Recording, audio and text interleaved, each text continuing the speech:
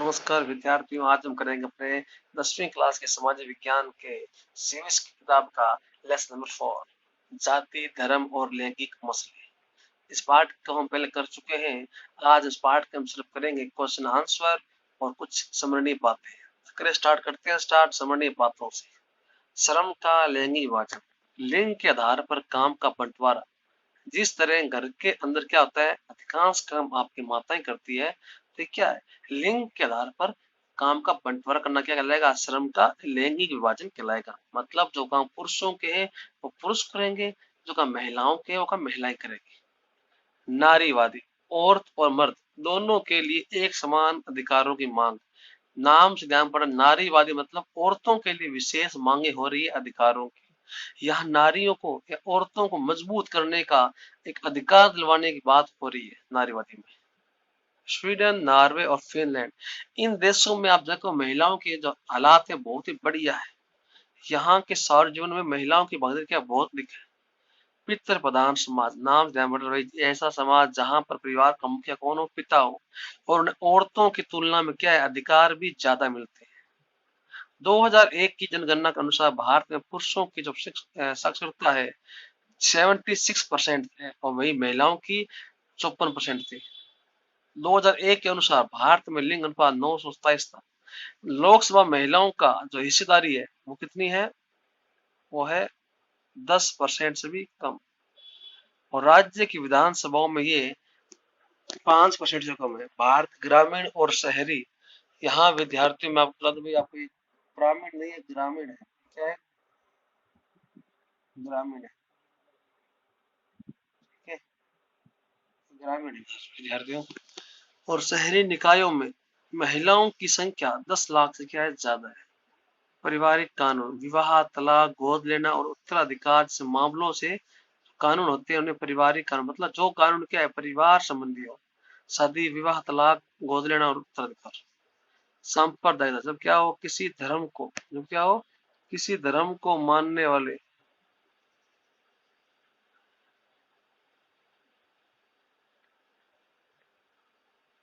जब क्या किसी धर्म को मानने वाले जो लोग हैं अपने धर्म क्या माने, श्रेष्ठ माने, और अन्य को श्रेष्ठ ना माने, उसे बोला गया है सांप्रदायिकता। धर्म निरपेक्ष, इस व्यवस्था में क्या है, जिसमें राज्य कोई अपना धर्म नहीं होता। मतलब राज्य सरकार है, स्टेट गवर्नमेंट है, सेंट्रल गवर्नमेंट है, वो अपने सभी धर्मों को बराबर का अधिकार देते हैं और नागरिकों को आजादी होती है कि वो किसी भी धर्म को अपना सकते हैं, उसकी बातें को मान सकते हैं। वर्ण व्यवस्था, विभिन्न जातियों का समाज में पदानुक्रम, मतलब आप देखो भाई, कार्य के आधार पर प्राचीन समय में जातियां बंटी हुई थी, उन्हें वर्ण बोला गया था। क्षत्रिय, ब्राह्मण, वैश्य और शूद्र को। सार्वभौमिक वयस्क मताधिकार, इसमें राज्य के अंदर एक निश्चित आयु के बाद, मतलब 18 प्लस के बाद सभी लोगों को एक समान मत देने का अधिकार मिल जाता है। जातिवाद, जाति के आधार पर लोगों में भेदभाव करना उसे जातिवाद कहते हैं। अब एक एक नंबर और प्रश्न है, करते हैं स्टार्ट। समाज द्वारा स्त्री और पुरुषों को दी गई असमान भूमिकाएं क्या कहलाती है। मतलब समाज में पुरुषों और महिलाओं के बीच जो पुरुष और महिला होने को लेकर जो भेदभाव है उसे क्या बोला गया, उसको बोला गया लैंगिक विभाजन बोला गया। फिर भारत में औरतों के लिए आरक्षण व्यवस्था कहाँ का है, पंचायती संस्था मतलब पंचायत समिति, ग्राम पंचायत, जिला परिषद, नगर पालिका, यहाँ पर है। 2001 की जनगणना अनुसार भारत किन राज्यों में लिंग अनुपात 8 से कम है। पंजाब, हरियाणा, हिमाचल, गुजरात। नंबर 4, स्थानीय सरकार मतलब लोकल गवर्नमेंट, इसमें आप शहरी में नगर पालिका, नगर परिषद, नगर निगम मान सकते हैं। ग्रामीण में ग्राम पंचायत, पंचायत समिति और जिला परिषद मान सकते हैं। यहाँ पर महिलाओं को 33% आरक्षण मिला हुआ है, उनको सीटें मिली हुई है 33%। लिंग अनुपात कहते हैं, प्रति हजार पुरुषों की तुलना में महिलाओं की संख्या ही लिंग अनुपात कहलाती है। ये किसने कहा, धर्म को राजनीति से कभी अलग नहीं कर सकते, ये किसने कहा, ये कहा था महात्मा गांधी जी ने। सातवां, एक ऐसे समुदाय के लोग जो साधारणतया, विद्यार्थी यहाँ साधारण है ये साधारणतया पहाड़ी और जंगली क्षेत्र रहते हैं, जिनका बाकी समाज से अधिक मेल जोल रहता है, नहीं रहता सॉरी, और क्या कहते हैं, वो है अनुसूचित जनजाति। इससे आसमान्य भाषा में बोलते हैं शेड्यूल ट्राइबल कास्ट। 8वां, उस प्रक्रिया क्या है जिसमें गांव के लोग अपने गांव को छोड़कर शहरों की ओर जाते हैं, बोलते हैं शहरीकरण। प्रश्न अभ्यास पाठ्य पुस्तक से। प्रश्न नंबर 1, जीवन के उन पहलुओं का जिक्र करें जिसमें परिवार भारत में स्त्रियों के साथ भेदभाव होता है या वो कमजोर हालत में है।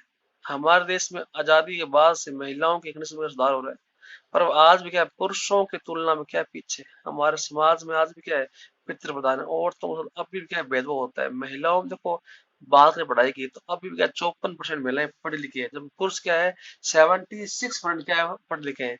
स्कूल पास करने वाली लड़कियों की एक सीमित संख्या ही ऊंची शिक्षा, मतलब अधिकांश लड़कियां 5वीं या 8वीं करने के बाद पढ़ाई छोड़ देती है। अभी भी माँ बाप को अपने संसाधनों को लड़के लड़की पर बराबर खर्च करने के बजाय लड़कों पर अधिक खर्च करना क्या है पसंद है। इसके अलावा साक्षरता दर कम होने के कारण ऊंची तनख्वाह वाले और ऊंचे पद पर पहुंचने वाली महिलाओं की संख्या बहुत कम है। भारत में स्त्रियां पुरुषों अधिक काम और ऊंचे पद पर बहुत कम। भारत में स्त्रियां महिला पुरुषों अधिक काम करती है, परंतु उनके काम को क्या है मूल्यवान नहीं माना गया, मतलब महिलाओं के काम को कोई सम्मान नहीं मिलता। काम के हर जगह, खेल कूद दुनिया से लेकर सिनेमा के संसार तक, कल कारखाने लेकर खेत खलिहान तक, महिलाएं पुरुषों की तुलना में क्या है कम मजदूरी पाती है, भले ही दोनों ने समान रूप से काम किया। तो इस तरह क्या है महिला पुरुष क्या भेदभाव होता है।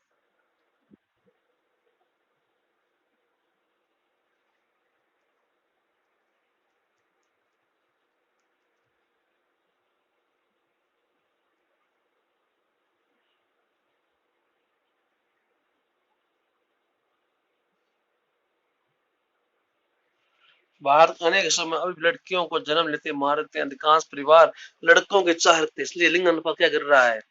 प्रति 1000 लड़कों पर महिला कितनी 987 है।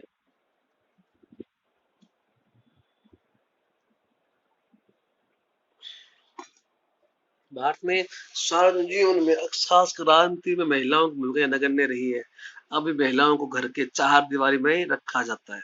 महिलाओं को उत्पीड़न शोषण और उन पर होने वाली हिंसा की खबरें हमें हर रोज पढ़ने में मिलती है। शहरी इलाके महिलाओं के लिए खास तौर से क्या है एक सुरक्षित वे अपने घरों में क्या सेफ नहीं, क्योंकि वहां भी उन्हें मारपीट और अन्य घरेलू हिंसा क्या झेलनी पड़ती है।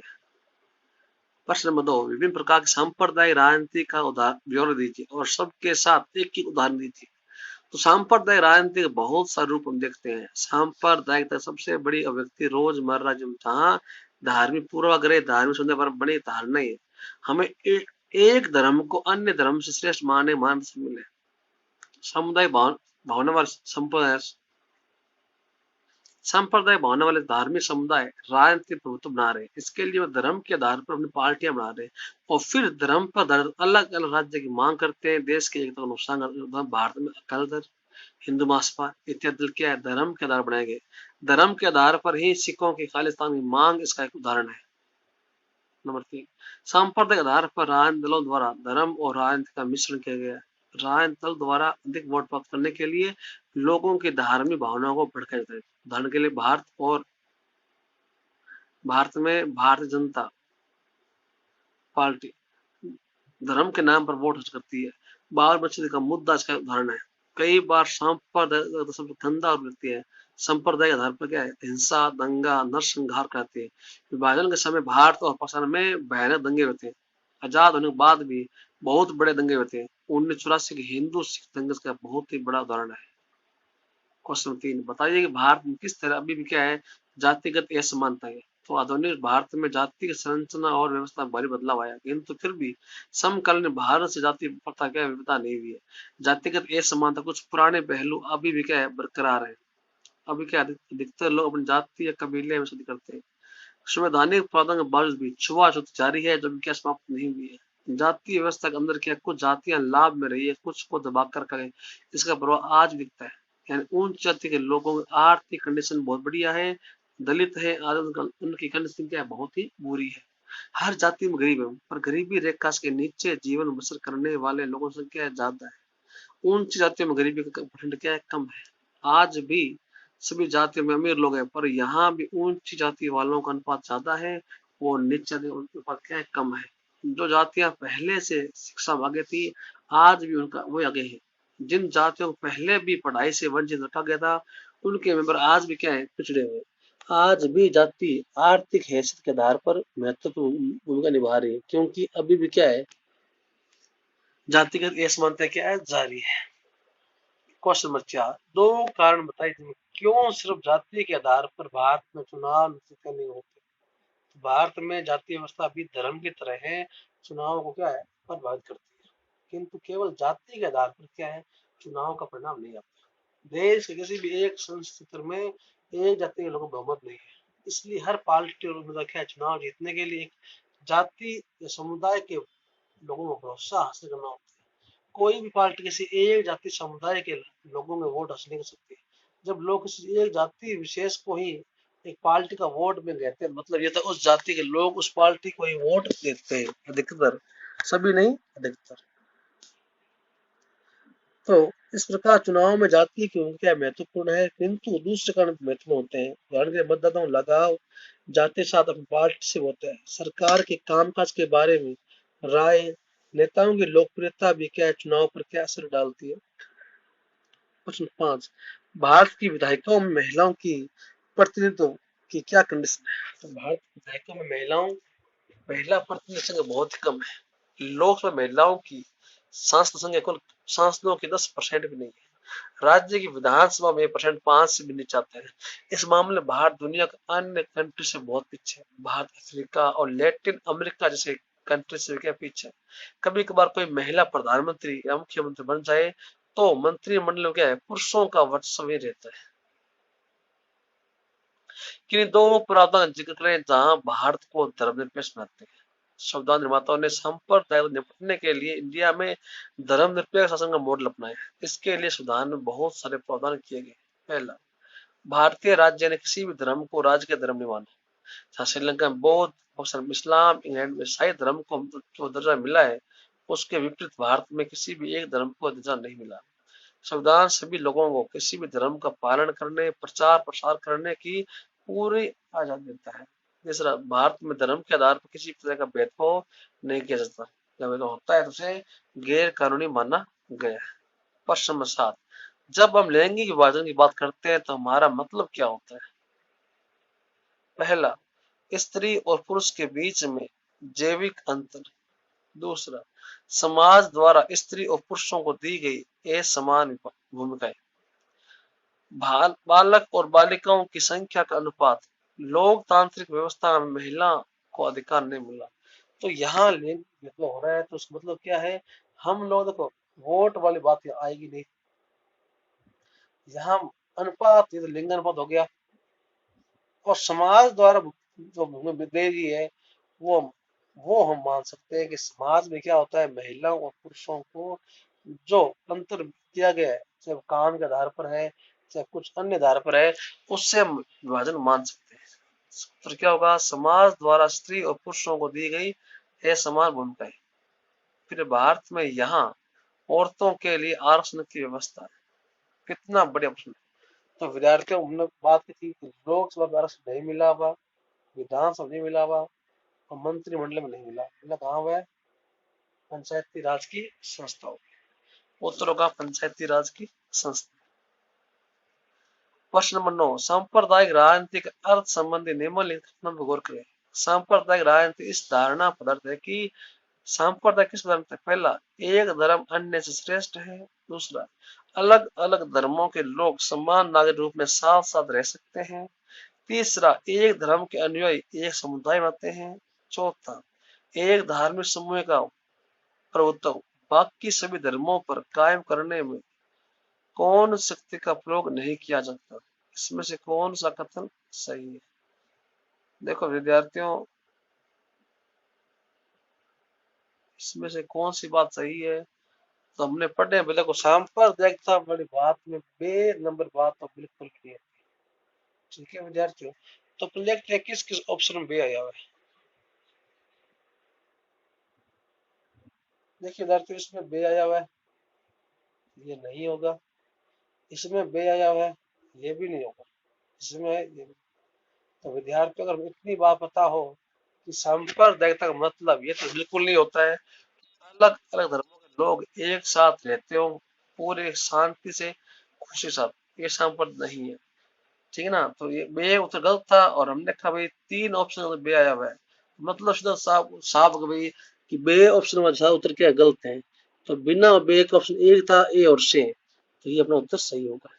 प्रश्न नंबर 10, भारतीय संविधान के बारे में कौन सा कथन गलत है? पहला, ये धर्म के आधार पर भेदभाव को मनाही करता है, बात सही है।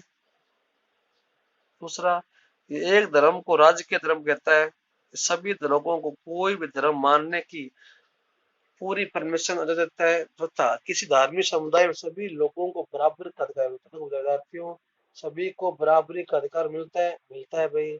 सभी के आजादी है। भेदभाव की मनाही है। तो एक ऑप्शन होता है कि राज्य के धर्म माना गया, ऑप्शन क्या है? बिल्कुल ही गलत। तो इस तरह ये ऑप्शन क्या था? गलत। प्रश्न 11, डॉट डॉट डॉट पर आधारित सामाजिक विभाजन भारत में है, मतलब किस आधार पर आधारित विभाजन भारत में है? तो वो जातिगत है या धार्मिक है। तो जाति पर आधारित सामाजिक विभाजन सिर्फ भारत में ही मिलता है। ये था प्रश्न नंबर 11। विद्यार्थियों, ये था अपना आज का लास्ट क्वेश्चन। आपने देखी, आपने क्वेश्चन की है, तो आपको बहुत बहुत धन्यवाद। ठीक है विद्यार्थियों, तो वीडियो को लाइक कीजिए, कमेंट कीजिए और शेयर कीजिए। जल्दी अपने 100 सब्सक्राइब कर लेंगे पूरे। विद्यार्थियों, बहुत ही बड़े अभी मिल रहे हैं मुझे दिनों में, तो आपका सहयोग है, इसी तरह बना रहे। तो वीडियो को शेयर कीजिए विद्यार्थियों। धन्यवाद।